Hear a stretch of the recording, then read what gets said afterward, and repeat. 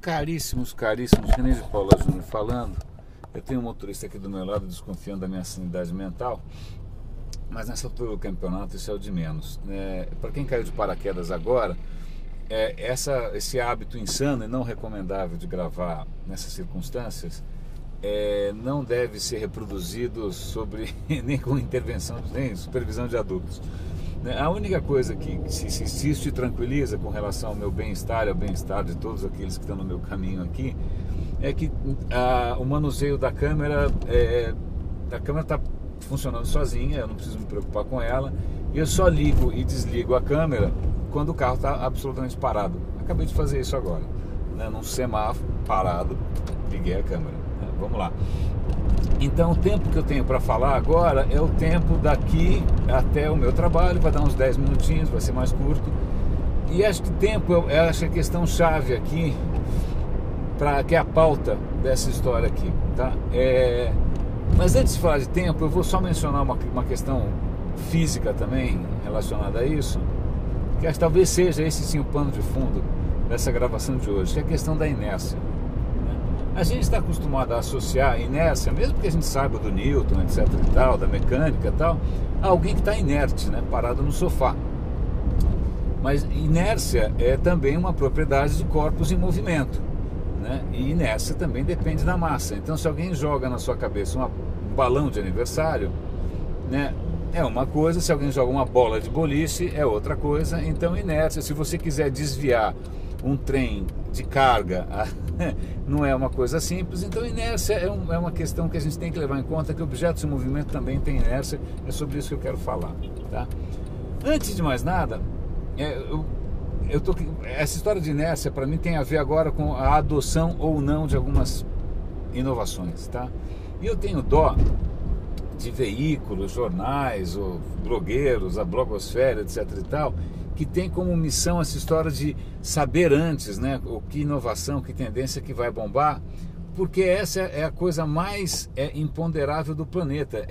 Quem viu o Twitter lá atrás, e tinha vários outros parecidos, ninguém podia imaginar que o Twitter fosse vencer e fosse virar o que virou. Não dava, na boa, não dava para saber.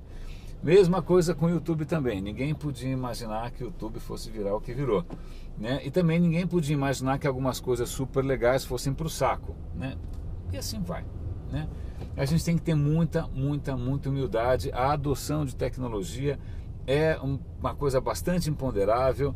E aí quem tem como missão de eu sou o cara antenado, como o cara não sabe o que vai dar certo ou não, então ele tem que fazer confete, carnaval e festa para qualquer porcaria que apareça. Então, se você dá uma olhada dá uma olhada num jornal, no link ou no caderno de informática, ou seja lá o que for, na blogs em gadgets de um ano atrás, de 2, de 3, é uma comédia dos erros. Porque em 99% das situações, o cara inseguro, ele vai acabar levantando a bola de alguma coisa que não vai para lugar nenhum, mudanças que jamais aconteceram, não sei o que vai morrer, aí não morre, aí o outro ressuscita, é uma zona. Mas vamos voltar para a questão da inércia aqui, tá? Toda vez que a gente, melhor falar na primeira pessoa mesmo, uma coisa que eu mesmo sinto falta quando eu vejo muitos raciocínios, muitos discursos, muitas teses, etc e tal, sobre comportamento, sobretudo com relação ao digital, é que falta duas coisas na equação: tempo e inércia. Eu vou dizer por quê, não estou especialmente newtoniano hoje não. A questão é a seguinte: o comportamento humano tem uma inércia violenta. Então, mesmo que você apresente, por inércia eu digo, a tendência a continuar fazendo alguma coisa que vem sendo feita, e quanto mais tempo essa coisa vem sendo feita, mais inércia ela ganha, Então, isso explica porque, se às vezes você vai em corporações que tem grana, tem tudo, etc e tal, os caras estão usando, o Windows XP. Aí você fala, não é possível, isso daqui é uma peça de museu. Mas, cara, deixa assim, está usando faz não sei quantos anos, aí no ano seguinte você volta, deixa assim, a gente não está usando há não sei quantos anos, mais um, depois mais dois, e as coisas vão indo, e vão se acumulando, porque, entre outras coisas, e não é nem tanto uma coisa racional, sai caro, não, eu acho que é simplesmente uma coisa irracional nossa, do medo de mudança. Essa inércia acumulada parece um investimento. Nossa, eu torci para o time tal a vida inteira, eu não posso mudar agora. Por que não? Eu odiei fulano a vida inteira, não posso mudar agora. Por que não? Então, essa inércia, as coisas ganham inércia, né? Ganham inércia. E aí é curioso, eu estava mostrando ontem para semana passada, eu acho, para uma colega minha, um playerzinho, né, de MP3, uma gracinha, o bicho já tem 2, 3 anos mais ou menos. Uma interface genial, uma experiência super bem bolada, uma interação zoomável por toque, super legal. O software era bacana, a integração com a nuvem era bacana, ou seja, do ponto de vista racional, uau, né? Eu quando vi aquilo 3 anos atrás, ou 2, 3 anos atrás, eu falei, cara, isso daqui vai bombar, né? Só que não bombou. Não bombou. Por quê? Porque, de novo, na época já tinha uma alternativa, que acho que era o iPod estava com momentum é a palavra em inglês, que faz muito parte do cotidiano em inglês, em português não tem tanto, mas que tem tudo a ver com inércia, porque é quantidade de movimento. Já tinha todo um embalo, né, das pessoas usando o iPod. Então o iPod, um pergunta para o outro, é o iPod. Nessas situações em que a massa inteira, que as pessoas todas, em que todo mundo está usando a mesma coisa, cara, pode aparecer a cura do câncer que ninguém vai mudar, né? A questão é como é que essa inércia se cria, como é que algumas coisas conseguem quebrar isso, como é que não conseguem. Isso são outros 500, tá? Não é nem o tema dessa história. Talvez sejam milagres, anjos, eu não sei. Eu sei que algumas coisas conseguem quebrar essa inércia, essa nossa resistência absolutamente empedernida à mudança. E não é só a resistência à mudança, é a inércia do movimento mesmo. Está indo assim, já está assim não sei quantos anos, todo mundo está usando isso. Nós somos um animal gregário com aversão a risco. Então, se está todo mundo fazendo a mesma coisa, nós vamos fazer igual. E nós vamos achar esquisito quem faz diferente, tá? Quem consegue explorar isso bem, bota lá o Think Different, de repente uma marca como a Apple, etc. Quem consegue reverter isso, se dá bem. Quem não consegue incorporar ou levar em conta essa resistência, essa coisa de mula mesmo, que você puxa, o bicho empaca, não vai para lugar nenhum. E é pena, porque muitas vezes, ainda mais quanto mais especialista você fica, mais cego você fica a essa questão tipicamente humana, né? Que é o que eu acabei de contar aqui com relação a esse playerzinho. Eu olhei e falei, cara, isso daqui vai bombar porque é notoriamente melhor sobre inúmeros aspectos. Puta, aspecto estético, a experiência do usuário, até o hardware era bom. Até hoje eu consigo conectar aquilo numa televisão usando HDMI. Pô, puta hardware legal. Mas, cara, eu me deixei levar pela ilusão do racional. E nesse sentido, o racional, por mais que o racional seja o racional é ilusório quando a gente está pensando em fenômenos humanos. Porque esperar que a massa ou que as pessoas se comportem de maneira racional é tão irracional, né, quanto imaginar que vai chover para cima. Não chove para cima, né? Então isso é uma questão interessante, porque eu sinto muita falta disso em qualquer tipo de análise, em qualquer tipo de ponderação, tal. Então, quando surge, vou pegar até um exemplo bastante concreto, até com fundamentos econômicos e materiais. Orkut estava bombando, certo? Certo. Aí vem o Facebook. O Facebook vai matar o Orkut. Claro. Mas a gente não leva em conta o seguinte, eu já mencionei isso aqui anteriormente. Se eu quiser migrar, sei lá, de um serviço como o Flickr de fotografia para um outro, tudo bem, eu já backupei as minhas fotos todas, são umas 7.000, né? Ou eu posso baixar, porque eu tenho lá em casa banda larga, eu tenho uns teras e teras livres lá de espaço disponível, eu posso baixar e posso mandar subir também via banda larga para o serviço novo. É só uma questão de tempo, eu migro. Então a minha inércia de mudança é baixa, pelo menos a inércia de comportamento também é baixa, porque eu sou meio aventureiro, mas também a inércia material é baixa, tá? Agora imagina gente que ficou alimentando o seu Orkutzinho ali com foto do celular Xing Ling, que ela subiu pro Orkut numa lan house, entendeu? Anos e anos o cara tá subindo as fotos do celular MP9 dele lá, via lan house, e aí a vida inteira dele, os contatos dele, as comunidades dele estão lá no Orkut, tá? Se esse cara quiser mudar, migrar para o Facebook, cara, não vai ser muito difícil. Ele não vai ter para onde baixar as fotos todas, ele não vai ter como deixar a noite inteira uma máquina na lan house rodando, não vai, a máquina não é dele, ele paga por hora. Se ele quiser subir também, isso vai ter um custo proibitivo. Então esse cara tem uma inércia material, econômica gigante, e isso dificulta a mobilidade, mesmo que ele fosse um early adopter, mesmo que ele fosse entusiasmado, né?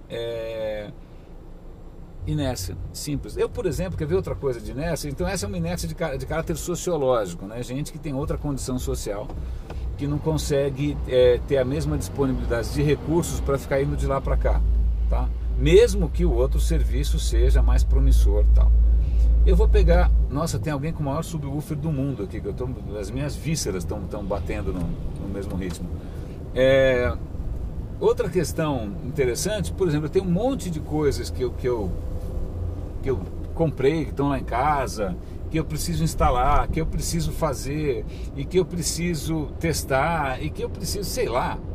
Mas simplesmente, mesmo eu sendo um early adopter, mesmo eu tendo, sei lá, nenhuma restrição de infraestrutura para fazer algumas coisas, eu tenho uma restrição de tempo.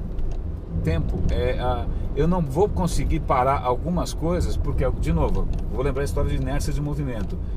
Eu tenho algumas coisas em andamento que eu não posso simplesmente falar, espera um pouquinho, espera aquele pitch, espera aquela concorrência, espera aquela proposta, eu vou brecar isso daqui. Eu não posso brecar, não dá para brecar. Eu não consigo brecar também alguém que está numa UTI, eu não consigo pausar uma gravidez, eu não sei, tem um monte de coisas que tem seu próprio ritmo e que eu não consigo pausar para criar um break para testar aquilo, né? Inércia, né? Eu lembro que isso é um fator que já teve bastante impacto na minha vida.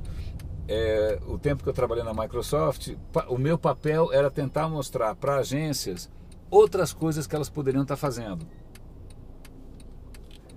Um dos erros, primeiro é que ela foi um pouco antes demais, né?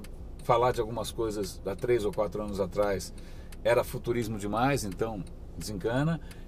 Mas uma das coisas que eu me surpreendi é que é o seguinte: o dia a dia de uma agência tem uma inércia de movimento, né? As coisas estão em andamento, você não consegue parar um cara para fazer um treinamento, você não consegue parar um cara para testar uma ferramenta, você não consegue parar uma campanha para testar um novo formato, não dá, porque as coisas estão andando, né? Isso tudo, a gente está falando em inércia, tempo, movimento e tal. Esse foi um videozinho mais curto, a gente está chegando daqui a pouco onde eu trabalho, né? Isso tudo para você ficar aí, talvez seja útil para você, sei lá, pensar um pouco melhor, ou acertar um pouco aí a tua expectativa com relação à adoção de uma coisa ou outra, né? Talvez sirva também para você pensar um pouco melhor em como as pessoas vivem, né? A sua audiência vive. Ela vai ter tempo de participar disso? Ela vai ter saco? Ela vai sacrificar o campeonato de futebol no domingo para fazer o teu e-learning do não sei do que lá? Ela vai ter tempo de ficar explorando um tutorial que você fez para ela poder usar não sei o que no telefone? Talvez não, talvez não, talvez não. Ou então você vai ter que arrumar alguma coisa muito, muito, muito bem pensada para esse cara conseguir puxar o freio de mão e dedicar um tempo àquilo lá. Então, na verdade, eu estou gostando desse raciocínio. Eu mesmo estou gostando, vai ser útil para mim, porque há algum tempo atrás falava-se muito da economia da atenção, que as pessoas não têm mais tempo, não têm mais atenção. Na verdade, as pessoas têm tempo, sim. A única questão é se você vai conseguir quebrar a inércia, né? Por exemplo, um adolescente que está acostumado todo santo dia voltar para casa e se conectar num desses games que o cara joga online, ficar 5 horas ali, encontrar os amigos e matar lagostas alienígenas com uma motosserra, isso tem uma certa inércia. Na hora que você fala, meu, hoje não, hoje a gente vai passear no Horto Florestal, hoje a gente vai, sei lá o que a gente vai fazer hoje. Deixa eu pegar meu crachá aqui. Cara, o cara fala, não, por que hoje? Por que não amanhã, né? Posso fazer amanhã? Pelo amor de Deus, deixa eu interromper essa história. Mas, na verdade, o cara até tem tempo. É que simplesmente algumas coisas ganharam mais inércia do que outras, né? E vai ser difícil você quebrar esses hábitos, tá? Acho que hábito, inclusive, talvez seja até um conceito mais familiar, que acho que está muito ligado a essa questão da inércia aqui, né? Nós somos criaturas de hábitos. Você deve ter notado que um dos meus hábitos é estar de camiseta preta, um dos meus hábitos é aproveitar o trânsito para gravar esses videocasts malucos, né? E até fazendo uma pausa aqui, um parêntese, eu mesmo, ao escolher esse tipo de canal, esse tipo de formato, eu devia ter levado em conta, mas agora é um pouco tarde, de que eu estou forçando pessoas a um tipo, ou não, forçando não, mas eu estou esperando, né, que as pessoas vão parar o que elas estão fazendo durante 10, 15, 20 minutos, às vezes 25, para ouvir um cara falando sozinho. Quando essa pessoa provavelmente, cara, ela não vai conseguir parar o relógio, ela não vai conseguir parar o chefe dela, ela não vai conseguir parar um deadline, ela não vai conseguir parar nada.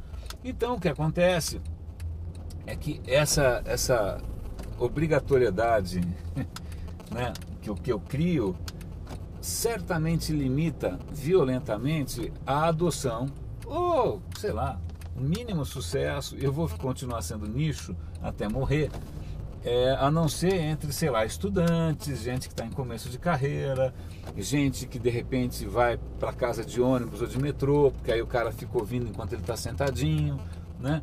Então, tirando alguns cenários de uso, a chance de que, sei lá, alguém do Caderno 2, do Link, do Estadão, ou seja quem for, da revista Info, existe aí, vá prestar atenção nas minhas bananadas, é relativamente modesta, viu? Então,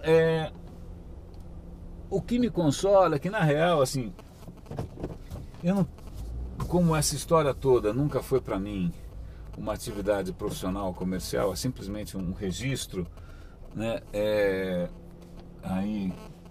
Será que foi bom? Com licença. Tá bom. De algumas reflexões e tal, e quem quiser, né, que aproveite. Então isso não me preocupa muito. Se eu tivesse esperando alguma viabilidade comercial, uma adoção massiva, eu teria que provavelmente fazer de outra maneira, tá? Mas de qualquer maneira, grato pela companhia. René de Paula Júnior falando, grande abraço, roda e avisa.